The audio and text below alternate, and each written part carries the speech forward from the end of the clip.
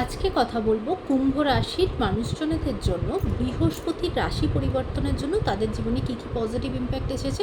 আজকে আমরা এই ভিডিওর মাধ্যমে সেটা নিয়ে কথা বলবো।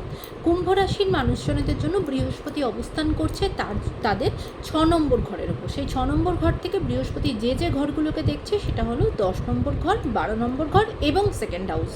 এবার দেখুন, এই যে 10 নম্বর ঘরকে বৃহস্পতি দেখা, এটা কিন্তু একটা খুব পজিটিভ ইম্প্যাক্ট। সেটা কি? 10 নম্বর ঘর আপনার কর্মক্ষেত্র, কর্মস্থান। সেখানে বৃহস্পতির মতো প্ল্যানেটের, পজিটিভ প্ল্যানেটের দৃষ্টি আসা মানে কাজের জায়গাতে কিন্তু একটা গ্রোথ আসবে, পজিটিভিটি আসবে। অনেক দিন ধরে হয়তো কাজের চেষ্টা করছিলেন, সেই কাজটা দেখবেন হয়ে যাবে। কাজের নতুন অপরচুনিটি আপনার কাছে আসবে। আপনি হয়তো কোনো প্রমোশনের জন্য অনেক দিন ধরে কোনো কিছু আটকে ছিল, সেই কাজটা কিন্তু আপনার এগোবে। কাজের জায়গাতে একটা পজিটিভিটি আসবে, কাজের জায়গাতে একটা ভালো কিছু আসবে। কারণ দেখুন, বৃহস্পতি সাধারণত বেশিরভাগ মানুষের ক্ষেত্রে পজিটিভ রেজাল্ট দেয়। আমরা সেই ক্ষেত্রেই কিন্তু বলছি। তবে এটা ঠিক, বৃহস্পতি অনেক ক্ষেত্রে, কিছু কিছু ক্ষেত্রে নেগেটিভ রেজাল্টও দেয়, সেগুলো কিন্তু ম্যান টু ম্যান ভ্যারি করবে। কিন্তু আমরা বেটার দিকটা বা পজিটিভ হিসাবেই ধরে সেটাকে কথা বলছি।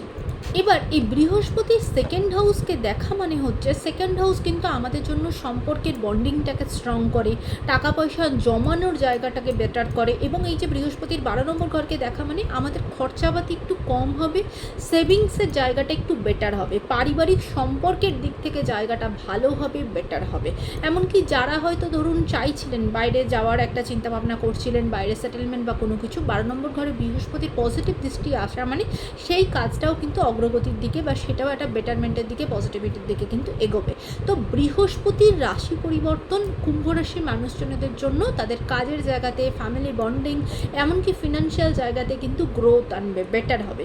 এবার একটা ছোট্ট নেগেটিভ দিক হিসেবে যদি বলি, এই যে বৃহস্পতির 6 নম্বর ঘরে বসে থাকাটা কিছু কিছু ক্ষেত্রে কিন্তু তাদের হেলথের দিক থেকে একটা নেগেটিভ ইম্প্যাক্ট আসতে পারে।